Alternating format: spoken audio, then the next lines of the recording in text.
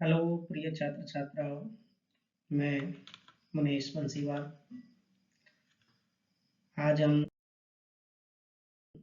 कक्षा 10वीं की जो संस्कृत श्रेणी द्वितीय भाग पुस्तक है संस्कृत की, उसका पाठ है जननी तुल्यवत्सला। पंचम पाठ है, उसका अध्ययन करते हैं। इस पाठ में एक माँ की जो वात्सल्य भाव होता है उसका वर्णन किया गया है। आइए इस पाठ को शुरू करते हैं। पाठ का नाम है जननी तुल्यवत्सला। प्रस्तुतोऽयं पाठः महर्षि वेदव्यास विरचितस्य ऐतिहासिकग्रन्थस्य महाभारत अंतर्गत वन पर्व इत्यत्र गृहीतः। प्रस्तुतोऽयं पाठः अर्थात यह जो पाठ है महर्षि वेदव्यास के द्वारा रचित ऐतिहासिक ग्रंथ के महाभारत के वन पर्व इससे लिया गया है।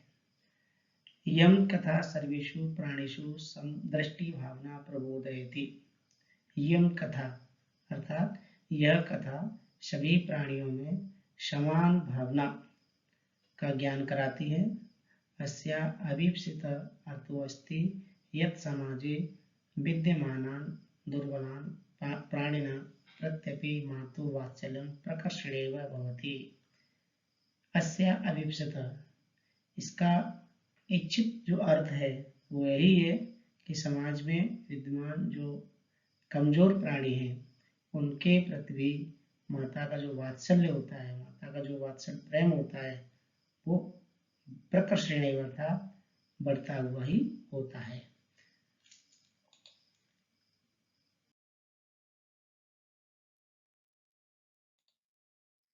अब देखिए पाठ को शुरू करते हैं। कश्चित् कृषकः वलिवर्दाभ्यां क्षेत्रकर्षणं कुर्वन् आसीत्। कश्चित् कृषकः, कश्चित् माने कोई, कृषकः माने किसान, वलिवर्दाभ्यां बैलों के जोड़े से, क्षेत्रम कर्षणम, क्षेत्रम कहते हैं खेत, खेत को जोत रहा था अर्थात क्षेत्र के उसको जोत रहा था। तयो वलिवर्दयो एकः शरीरेण दुर्बलः जवेन गन्तुं शक्तम् आसीत्। तयो उन दोनों बैलों में, तयो बलिवर्दयो का अर्थ हो गया उन दोनों बैलों में, एक माने एक, शरीरेण शरीर से, दुर्बल कमजोर, जवेन आगे चलने में, गंतुम अशक्तम आसीत अर्थात वह खेत जोतने में सक्षम नहीं था। अतः कृषकः तम दुर्बलं वृषभं तोदनेन नुद्यमान अवर्तत। इसलिए उस कृषक ने अर्थात उस किसान ने तम दुर्बलम, उस किसान, उस कमजोर बैल को और ज्यादा आगे चलने के लिए प्रेरित किया। देखिए, स ऋषभ हलम ऊर्ध्वा गंतुम अशक्तम क्षेत्रे पपात। स ऋषभ वह बैल, हलम ऊर्ध्वा हल चलाने के लिए, अशक्तम क्षेत्रे पपात अशक्त होकर के खेत में गिर गया। क्रुद्धः कृषिवलः तम उत्थापयितुं बहुवारं यत्नम् अकरोत्।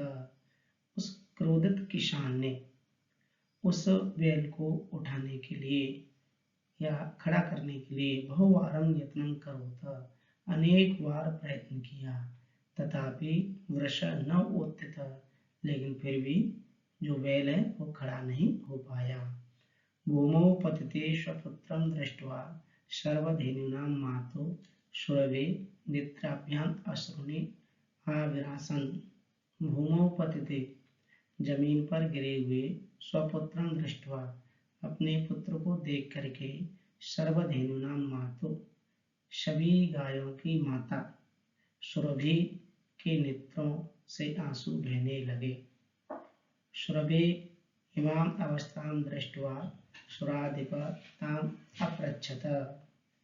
सुरभि की इस अवस्था को देख करके सुराधिप अर्थात देवताओं कि जो राजा इंद्र हैं उन्होंने उनसे पूछा, अय शुभे, अरे शुभे किमेव उच्यताम, क्या हुआ कहिए, इति इस प्रकार। इसके बाद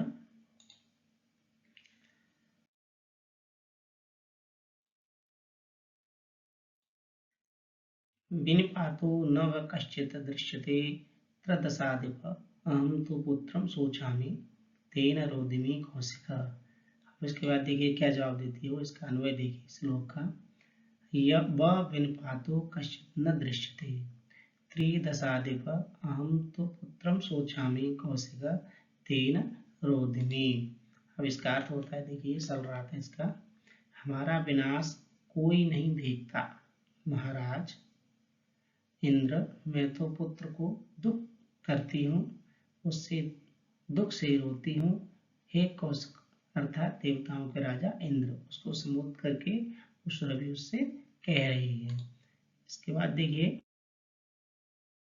आगे पाठ पढ़ते हैं।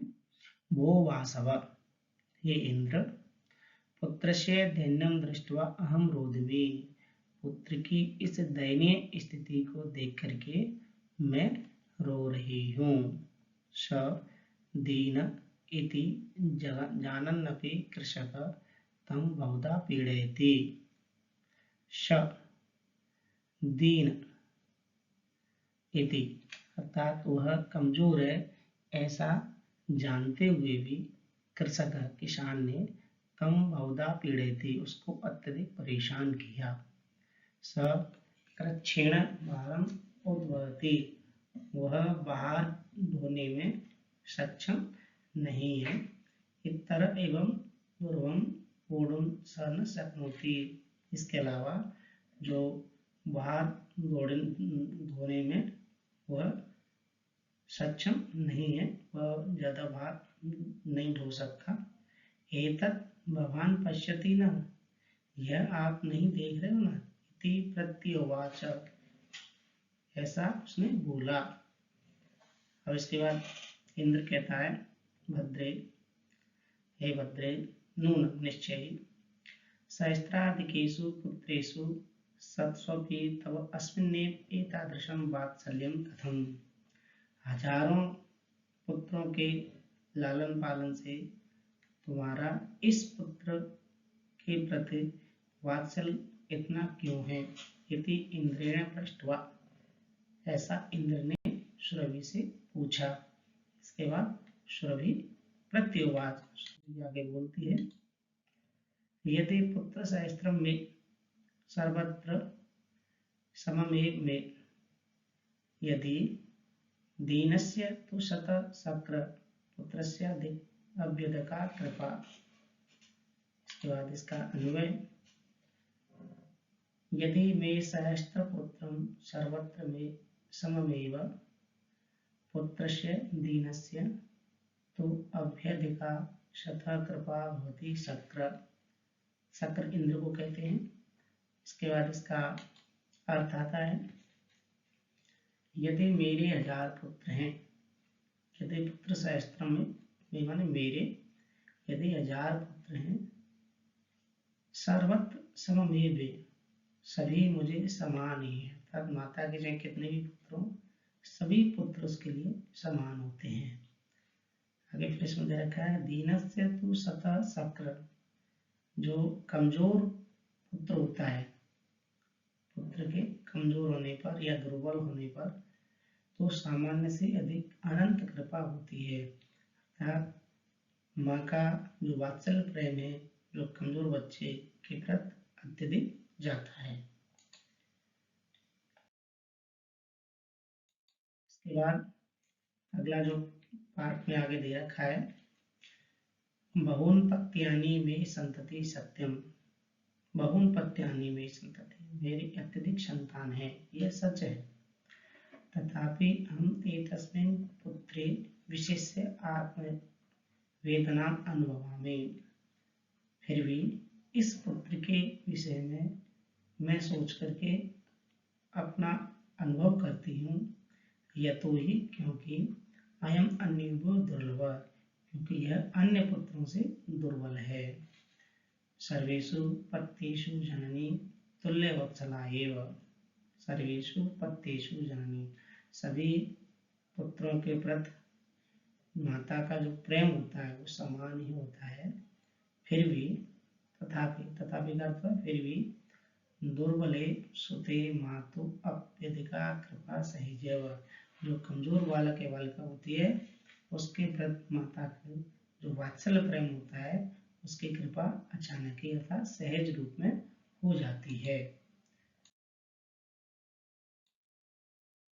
इसके बाद देखिए, सुरभि वचनम श्रुत्वा, उस सुरभि के वचन को सुनकर के वृंसम विस्मित अखंड लस्यापि हृदय अब्रवत्, उस सुरभि के वचनों को सुनकर के इंद्र का जो हृदय है वो अत्यधिक विस्मित हो गया। सच तामेव अशांतयत्, इसके बाद वह तामेव उसको सांत्वना देते हुए बोला, गच्छ वत्से, जाइए, सर्वम भद्रम जायेत, सब ठीक हो जाएगा। अचरात एव चंडवातेन वेग वैश्य सह प्रवर्ष समझायत। अचरात, शीघ्र ही, चंडवातेन, तेज हवा के साथ, मेघ सह प्रवर्ष समझायत, अचानक तेज बरसात शुरू हो गई।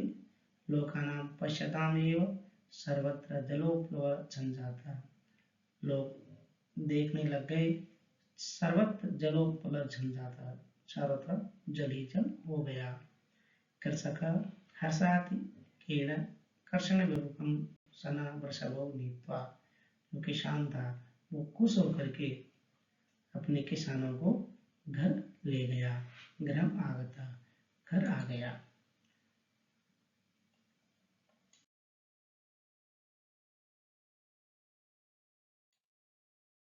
इसके बाद अपत्येषु च सर्वेषु जननी तुल्यवत्सला, पुत्रे दीने तु सा माता कृपया हृदया भवेत्। इसका अन्वय देखते हैं कि सर्वेषु अपत्येषु जननी तुल्यवत्सला च दीने पुत्रे तु सा माता कृपा हृदया भवेत्।